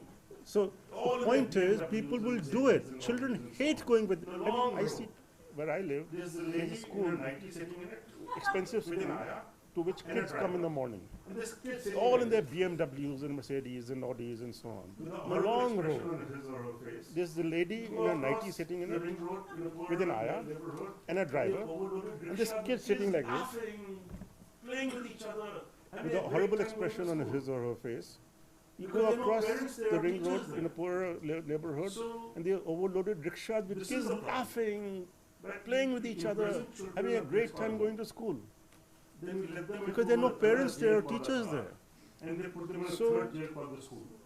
This is the There's problem, no time for children that to we socialize. imprison children in a place Anything called which many home. of us did when we were kids. Then we let them into And so another jail If you called a want our car, children to grow up and they put unlike them in a Bush third jail called the school. and others who just go around killing There's no time for children to socialize. We have anything to which let many our of us did when children we were kids. socialize. And so, if we want our children to grow up unlike Just see Bush what the and current others who just children go have around grown up killing to be people, because they couldn't socialize. we have to let our And I think children these are terribly socialize. important issues because we are on the verge. In Just India, see what we the have current lovely children have grown up cities to where be people because they couldn't except the socialize. very rich.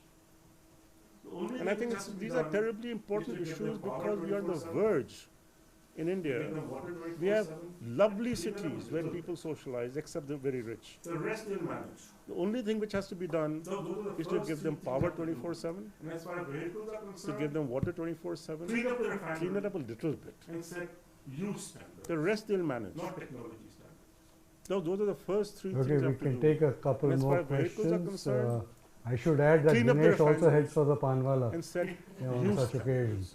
So we'll not start with you. technology standards. Okay, we can take a couple more questions. Just a minute, the lady in front. Should add that Dinesh also heads for the Panwala on such occasions. So we'll start with you. No, you can ask. But he won't answer. Just a minute, the lady. Actually, I traverse the BRT every day, and now you know that it's been Sure. offered. No, you can ask. He won't answer. It's a terrible Yeah. mess. It's really a terrible mess. Because now the buses come on to the car side. The cars keep to Yeah. the left because, you know, it's much easier to follow the lights, you know, that way. Because we're not used to doing the center, except a few cars, you know, who wanted to race.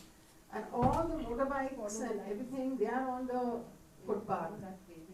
And, you know, and at the corner where you have to take a turn, it's the most dangerous thing. I mean, as a, you know, I have a small car, but I feel, you know, terrible because I really don't know how to drive there. And of course, you can't cross the BRT because it's like an ocean. And, you know, anybody trying to cross there at the same time, it's just terrible. Is there some way that, you know, if they want to put the car, you know, the buses on the left, and we still want to use those lanes, is there some way that, you know, you can, I don't know. The gentleman behind. Buses on the left. Roy Chaudhary. Have anybody ever thought about The gentleman water behind. transport for Delhi? We do have in Kolkata. Roy Chaudhary. You'll say the condition of Jamuna and all. Thames was like Jamuna once upon a time. Can you pass the mic on here? You'll say Yeah. the condition of Jamuna and all. So we'll have to ask Dinesh to keep quiet. Once upon a time. My name is Sabir. Can you pass the mic on here? Okay. I wanted to make two quick comments or questions on parking. So that is So the we'll have area to that ask interests Dinesh me to as an keep. architect. One is, do you really think that 1,000 rupees is something that will per month is a kind of disincentive for parking? Considering that most places like Jasola we have, for example, this rate is already at something of the order of 3,000 rupees a month. So that was one. I just wanted your order of magnitude Considering that, and the other is that in Gurgaon we had, since I'm a resident of Gurgaon, we had these car-free days, and now I believe they're coming to Delhi. We saw them as car parking-free days actually, in limited corridors, right? Just needed your comments on what is this car-free day? Okay, the last comment from me. This lady. Hi, my name is Harper Sutherland, and I wanted to comment on BRT and say that while it was still somewhat functional, it was totally immune from an international experience, and what we had learned, it can't be applied in Delhi because there are too many different types of traffic, et cetera. And now that it's gone, we are lamenting that it was not using international experience, for example, like common access cards, and looking at these cities which have made very integrated transport experiences in these transport corridors, which would have made the BRT totally separate, which I don't think was useful, but I find that very transport experience. Okay, we have to close down because, okay, one last, very briefly please. I'm Krishna Dev. Actually, on the eve of car-free day, or probably tomorrow is going to be car-free day. We have to close I would down. like to know Professor Mohan's take on this. If voluntarily people are coming up with such a campaign, or government is encouraging such a campaign, how do you see increasing such duration of car-free day? Say number once in a month, 2 week, one week in a month, and like so forth. And secondly, how the attitude towards owning a car, when in India it has been really associated with the status symbol as against to that of any abroad countries, overseas countries. So here people think that if I am owning a car, if I am driving a car, then probably I am superior elite class or so forth. I would like to know any abroad Okay, Dinesh, very briefly. First, BRT was present. It's a road which was a BRT somewhere, not today. Number two, The first BRT was present. It's a road which was a BRT somewhere, not today. that since they are opposed to Number this two, idea, they will not enforce the The law Delhi on that police stretch. gave in writing to the In Chief any other Minister country, the chief before of the police corridor will is go to opened jail as for BRT sedition. that since they are opposed How to can this a idea, they police will not officer enforce the law tell on the that chief stretch. minister, elected head of In state, any other that country, the I chief don't of police agree would with have your gone to policy jail and I for will sedition. not enforce the law. And because of How that, can the a police police have not officer enforced the law since tell the 2008 chief on minister, that elected stretch. head of state, And that's why that you I see don't agree those with your guards policy there and who I will don't not listen enforce the for law? obvious reasons. And because of that, So the police that's has why not what's enforced the happening law happens. since There's nothing to do 2008 about on it. that stretch. As long as we allow And that's why people you to operate see this way. those guards there who no What's one even will more listen to interesting for obvious is that reasons. at least 2 or 3 of So us have that's given why a statement what's happening is about the happening. police There's nothing you saying can we do will about not it. enforce the As law. long as we allow A few hundred people times to the operate press. this way. What's even I more have not interesting seen is the that press at report least 2 or this 3 of even us have once given this since statement 2000. about the police saying we will not But that's enforce what the law police have said, that's why a you few don't- hundred times to the press. Why does the I have free not press seen report the it? press report this even once And since so 2008. The whole But that's what the police have said, that's why you don't know. You can keep dodging that Why podium. does a free press not report it?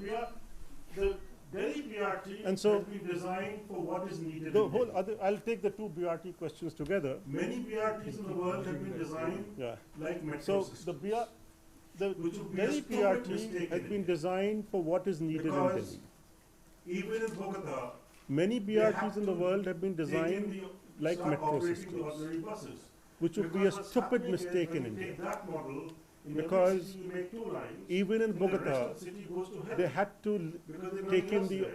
start So this operating the ordinary special buses. purpose vehicle Because looking what's after these 2 happening is lines. when you take that model, And in every city you make 2 cars, lines, etc. make and the no rest of the difference. city goes to hell. Has Because there's anyone nothing else stopped? there. If And so cars this were so important, special purpose the DTC vehicle would looking not after be these 2 crowded. lines. And Integration cards, with etc. other make no systems, difference. There is nothing else to integrate with. Has What anyone integrate stopped, with on that if corridor? cards were so important, that So- DTC would not be crowded? All the international criticism is out of peak. Integration with other systems, Because there this is is a nothing very else to integrate slightly with. different design. What do you integrate with We on that accommodated corridor? all the buses on that So- corridor, including school buses. All the So international things become criticism is out of slightly slower, peak. But hell of a lot of people. Because get this it. is a very When slightly it different started, design.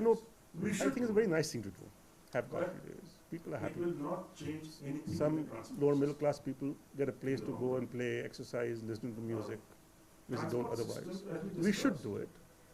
are but difficult issues It will not in which change you have to anything in the design transport system systems from many in the long angles run. for things to change. If London Transport cannot systems, get as we its cars discussed, slow, if Singapore can't get its are cars difficult slow, issues in which you have to design the systems from many angles for things to change. If London cannot get its car use low, if Singapore can't get its car use low, so what do we do to keep then it that way? we have to think about it. We are starting at a very good point where the car use is very low, Question we have to answer. much lower than all these cities. Jump on So what do we do to keep it that way, somewhat, so-called and nicer? drastic- And I think those are the questions we have to answer, problem needs a drastic solution. and not jump There is no on drastic solutions. you know, There are only magic drastic solutions. actions. So-called A solution cannot be fashionable to say drastic. a drastic problem needs a You have a drastic drastic solution. action. There when you is have no gangrene. drastic solution. There are When only you have a drastic actions. sorry, a drastic problem when you have gangrene. A When you solution have drastic cannot be drastic. action when you amputate the limb. You have a drastic After action the drastic when you have action, gangrene. you don't go back to normal. and you have a drastic problem when you have So, gangrene, you don't want and you have limb to drastic be amputated. action when you amputate the limb. If there is no After cure the for that drastic disease, action, then you you want don't the go limb back to to be normal. amputated. So If there is a you don't want your possible cure, limb to be you amputated. will never let your leg be amputated, which is called a drastic If there is action. no cure for that disease, then you want the So limb to be language being amputated. used is wrong. I want If there is a long-term possible solutions. I cure, don't want drastic. you will never let your leg be amputated, which is called a drastic action, a surgical action. Okay, I think So Dinesh the has language being used is wrong. I want long-term solutions. I don't want interrogating the boundary between science and human beings. He's taken swipes at virtually everybody, from judges to bureaucrats to politicians to RWAs and technical people and chief ministers and everybody else. So he's only left you out. That's because of blood relations. What can he do? So on that note, I think we can leave in a reflective mood. And thank you, Dinesh, once again. On that note, When we started this session, I actually argued with Dr. not to do this because in India, whenever you have any discussion or argument, then it is very standard. When we started this session, I actually say why anybody is saying anything, but to give an example of a country which has done exactly what that person is saying. Have any discussion or argument. So I said that since in India we are extremely scholarly people, this would be just one of those. But to give an example of a country which we hear all the time in India. So I said. So it was in. But he said no. We get people.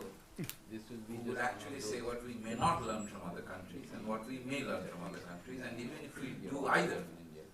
Why? So it was in. But he said no. We get people. In that sense, I think this last talk say what we may not learn from other what I was looking for. What we may learn from because indeed there are a lot of things to learn from other countries. There is no reason why we can duplicate mistakes that have already been. In that sense, I think this last talk. But we will only be able to understand that something is a mistake if we know why. There are a lot of things to learn from other countries. There is no. And I think that is what Dinesh was talking about when he said when he talked about the lack of knowledge base. We will only be able to understand that something. By the way, he did not say anything bad against academicians. And I think that is what academicians was about when he said. But I would like to thank everybody for surviving this lecture series. We all were extremely excited about it, and we feel very, very glad that our both of our but I would like to thank everybody for done a wonderful job surviving this lecture series. For coming late. We all were extremely excited about it, and we feel very, very glad that our SNU are excited that we did this, and we hope that we can do this. Have done a wonderful job. And of course, exactly what SNU stands for, which is this multidisciplinarity, as I said. That one thing I must mention is since you first there are two things I need to mention very quickly. And this is exactly Gothenburg has also put in that congestion. Multidisciplinarity, as I said, 2 years ago they started. That one thing I must mention is since you first there are two things I need to mention very quickly. Gothenburg has also put in that congestion. So and everybody is up and down. One thing that you said which struck me is that something that was done in the 60s so, and this is not this we see everywhere and let me say this one thing that you brought it up and this is the last something that was done in the 60s that we are today extremely excited about this we see everywhere and let me say this since you brought it up and now the reason why they started it in the US was because there were very few people going excited about STEM, science, technology. I don't know why we are doing this. Every university I go to is talking about STEM. Now the reason why they started it in the US. So, so we are following the same path, and I think that's what makes us a developing country. We continue to follow. We are doing right. Every instead of trying to be on our own. Anyway, thanks a lot. Thank you, everybody. So, so we are following the same path, and I think that's what makes us a developing country. We continue to follow. I know. Anyway, thanks a lot. Thank